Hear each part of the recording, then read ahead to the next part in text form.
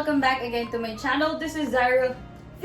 So for today's video, magkakaroon po tayo ng ref raid. Ayan, I mean, a lot of my friends asked me to have this vlog kasi curious sila kung may laman ba talaga yung ref namin or wala. Pero, diba, lahat naman tayo may laman ng ating mga ref. It's just that nagkakatalog kung marami bang laman ang ref nyo, kung maraming mga pagkain, maraming mga ayuda, ayan, marami kayong stock. So, dun nagkakatalog. Pero, sure naman ako na lahat naman ng ref natin may laman, diba? So yeah, if you're curious kung ano talaga, kung may laman ba talaga yung ref namin, just keep on watching. So, mag-start muna tayo sa outer. Konting background lang. Itong aming ref na to, it's almost 15 years sa amin. And, yeah, so nakikita nyo, ayan, mahilig ako mag-collect ng mga magnets from different places na napuntahan ko. Like, for example, Bacolod, ayan, nakapunta na ako sa Bacolod.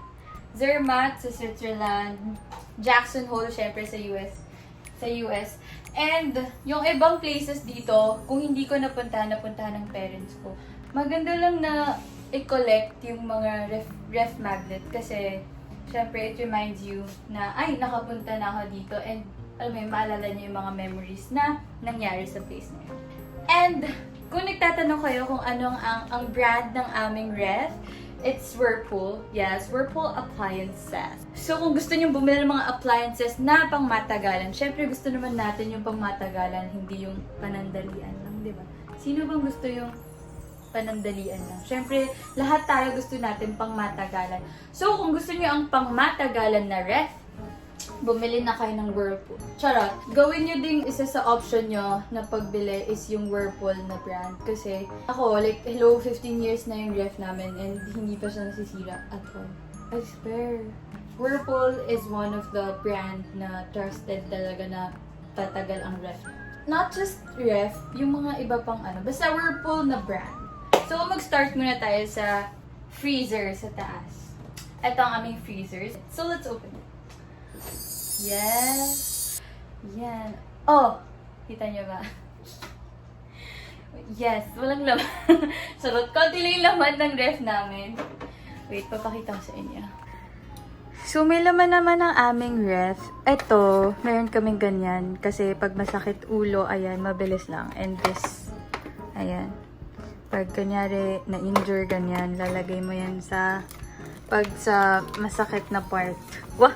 Tapos ito, tocino. Siyempre, dapat meron tayong tocino's best. Tapos, ito, tapa. O, diba? May plastic pa. Hoy, masarap na tapa to. Favorite. Tapos, hotdog. Siyempre, hindi mawala ang hotdog. O, Vienna to. Vienna's hotdog. Kasi yung tatay ko gusto niya hotdog is yung ano, beef lang, ganun, tapos chicken. Ayaw niya kasi ng pork. So, as in, tinitingnan pa namin yung ano, yung ingredients. Yeah, pero yung ingredients naman, tinan mo.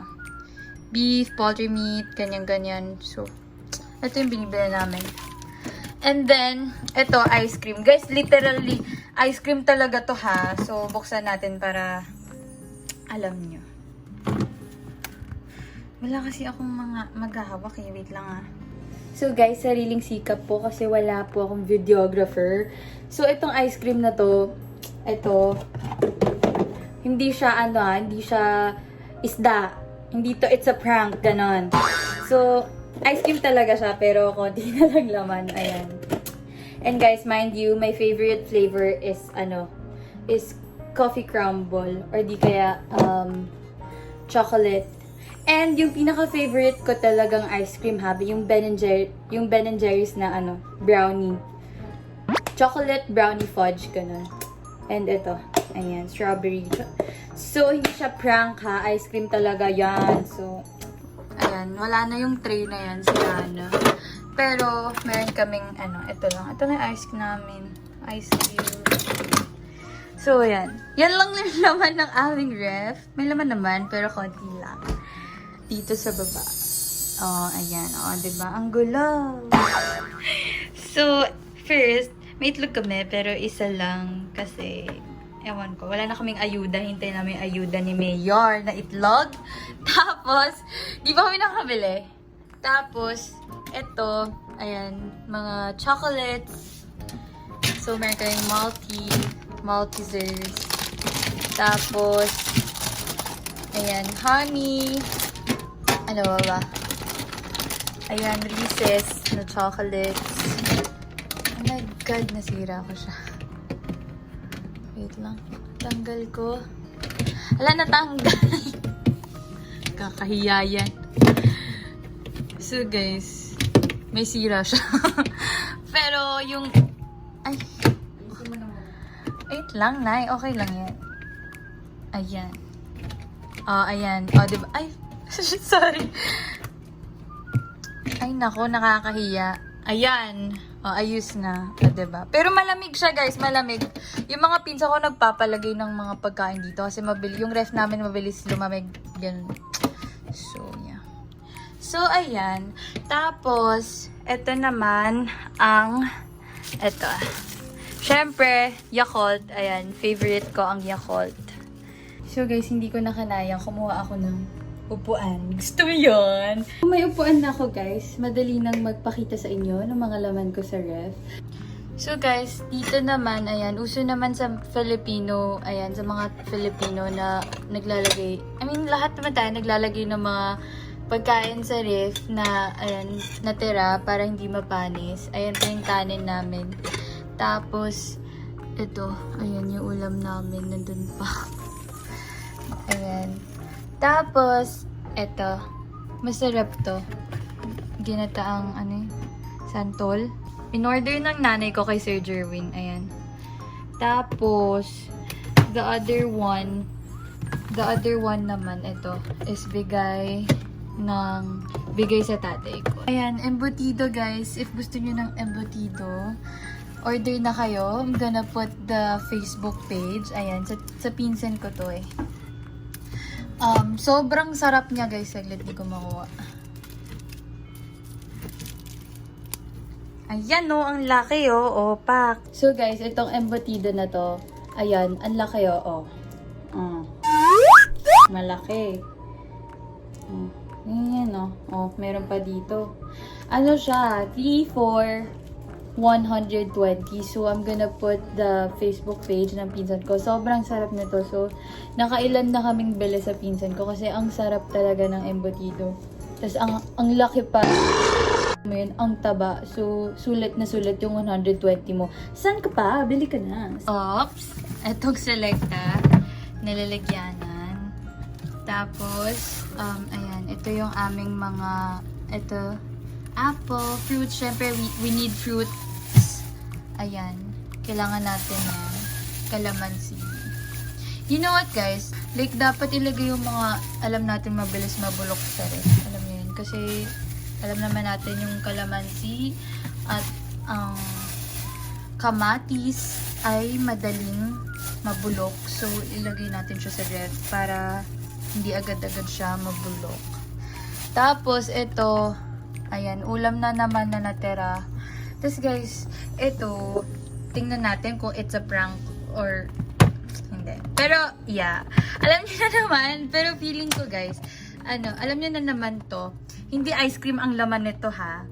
Hindi isda. Isda ba? Oh, diba? Chicken ang laman. Actually, galing to sa freezer namin. Pero, binababa lang namin para bukas, hindi na siya, matigas, diba? So, ayan, chicken ang aming ulam for tomorrow. Kaya, binababa na yan galing tong freezer. Ito, bigay ito sa tatay ko kanina. It's a, marbled potato. Ayan. Sarap nito. Tapos, syempre, Twister, Americano, charot. Tropicana Twister. Ayan, tapos, itong, syempre, Maya. The best talaga ang Maya, no? na pancake mix. And then, let's proceed here sa aming drawer ko, no? So, ito, ayan, lahat to mga pang sinigang. Ayan, nasa isang ziplock. And then, the rest is, puro siya pansit canton. Ayan. pancit canton, raisins. Pero more on lang to, pancit canton. And what's this? Ano to? Ano to? Ba't may leaf, nanay? Ah, banaba. Para saan to? Gamot daw sa UTI, dahon ng banaba. So, feeling ko, wala. Sa tatay ko to. Sa tatay ko kasi mahilig sa mga ganyan-ganyan remedy, ganun. So, papakuluan nyo lang sa tubig, tapos iinumin nyo. Ito, dahon ng banaba. Ayun, sa tatay ko yan. Tapos, ano pa ba to? What's this? Dami naman plastic, no? Oh, ito. Tuyo to, no, Nay? So, ayan. Tuyo, o, diba? Matakam ko yung sarap kaya ng tuyo. So, ayan. Pero, more on ano siya. Yung dito, more on ano. Pancit canton. So, dito na tayo. So, pagpasensyahan nyo na kung maraming mga location sa aking camera kasi wala talaga akong cameraman for today. But anyway, dito na tayo. Last na to. Last na part ng ref. So, syempre, ito, tubig. Actually, guys, kami, family namin, hindi kami mahilig sa malamig na tubig. Kasi, ngayon, masama yung masyado kang uminom ng mga malalamig. Kasi, di ba, pag kunyari nagkaroon ka ng tonsillitis, ganyan, tapos sumakit yung mo, parang nakakapraning na kasi baka, 'di ba, alam naman natin na it's one of the sign na baka COVID, ganun. So, as much as possible, dapat mag-refrain tayo uminom ng masyadong malalamig. I mean kami, hindi naman kami mahilig uminom ng malamig. Kung iinom kami ng malamig, afterwards, iinom kami ng ng mainit na tubig or hindi ka warm water, ayan. Pero kami talagang family, hindi talaga kami mahilig sa malamig na tubig. As in kami like directly sa, dun sa galon ng tubig. Tapos, eto, this is Inca Cola. Ayan. Galing pa to sa US. It's from my, Peruvian friends. Hi guys!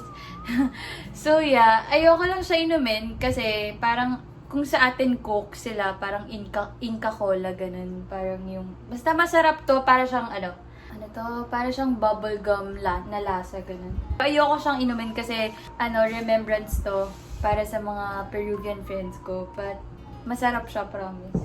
So, ayan. Inuwi ko pa siya galing US. Tapos, ito. Ano ba to? Mango vinaigrette. Yan. Half of it, ito, half na to.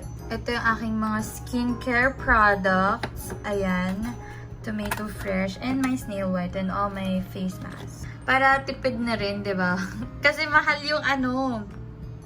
yung skincare fridge. So, gamitin ko na lang yung sariling refrigerator namin. So, yan. And then, the last one is this, ayan, yung aking mga pang contact lenses. Ayan, ewan ko kung iba dito expired. Charot. Pero hindi pa naman expired to. Alam ko, tinapon na namin yung mga expired. And I love spicy bagong. So, yeah. So, wala na yung mga expired dito na pagkain tinapon na namin. So, that's it for my ref. Wala kaming pantry. Panty lang meron. Panty lang meron. Wala kaming pantry, pero panty meron. Charot. Pero, ayan, papakita ko sa inyo. Ito yung pantry daw namin. Pero sabi nanay ko, pantry daw to. Ito. Ayan.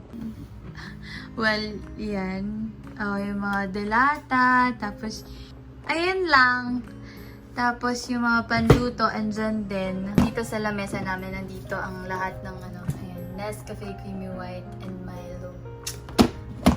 Another episode, another vlog na wala naman pong kakwenta-kwenta. But anyway, that's it for my vlog for today. Ayan, sana wala lang. Sana natuwa kayo sa aking ref raid. And kayo na lang po maghusga kung may laman ba or wala. Pero, diba, may laman naman talaga yung aming ref. It's just that, hindi lang siya puno. Tapos, hindi pa rin kami nakapag-grocery. And, alam niyo yun, syempre, naubusan na rin kami ng budget. But anyway, makapag-grocery din naman kami. Maybe tomorrow or next week. But yeah, that's it. That's all for today. I hope guys, natuwa kayo sa vlog ko kahit pa paano, diba? If you like this video, please click the like button and please don't forget to subscribe on my channel. See you again to my next one.